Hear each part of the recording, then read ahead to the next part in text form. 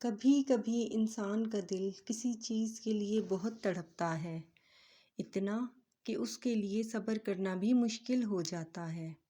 انسان ہر روز اس چیز کو حاصل کرنے کے لیے ہر اس لمحے دعا کرنے کی کوشش کرتا ہے جو لمحہ دعا کے لیے افضل ہے، اور اس کی آنکھیں اپنی مانگی گئی دعا کے قبول ہونے کے انتظار میں ہر روز ادھر ادھر تکتی رہتی ہیں، اور یہ تو بھول ہی جاتی ہیں کہ اللہ نے ہر چیز کو عطا کرنے کا ایک مخصوص اور بہترین وقت مقرر کر رکھا ہے۔ ہمیں یاد رکھنا چاہیے کہ اگر ہمیں کسی چیز کو حاصل کرنے کی اتنی چاہت ہے تو اس چاہت کرنے والے دل کا مالک کون ہے؟ یہ چاہت بھی تو اسی رب نے دل میں ڈالی ہے تاکہ تم اس کے لیے دعا کر سکو، اور وہ تمہاری خواہش کو بہترین کر کے تمہیں عطا کر سکے، اور وہ تو خواہشی دل میں تب ڈالتا ہے جب وہ تمہارے نصیب میں لکھ دیتا ہے۔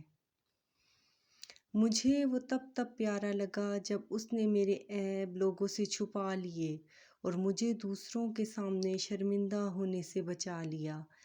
میرا اس کے لاڈ اٹھانے کو دل چاہا جب اس نے میرے گناہ کی سزا فوراً دے دی اور مجھے یہ احساس دلایا کہ تم یہ سب کرتے ہوئے اچھے نہیں لگتے۔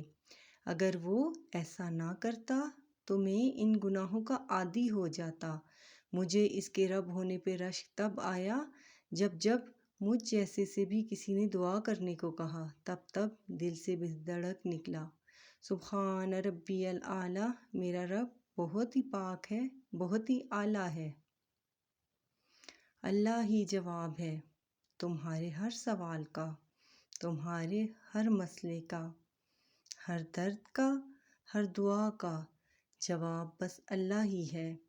اللہ سے تعلق میں تمہاری مشکلات کا حل پوشیدہ ہے۔ کچھ راز صرف رب سے جڑنے ہی کے بعد ہی سامنے آتے ہیں۔ کچھ مصلحتیں اللہ اپنے بندے کو صحیح وقت پر سمجھاتا ہے۔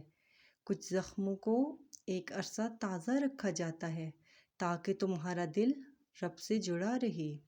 انسان سوچتا ہے کہ کاش ایسا کر لیتا تو ایسا ہو جاتا، مزید کوشش کر لیتا تو جیت جاتا، مگر نہیں، حتمی فیصلہ بس مالک کا ہوتا ہے۔ جو اللہ چاہتا ہے بس وہی ہوتا ہے۔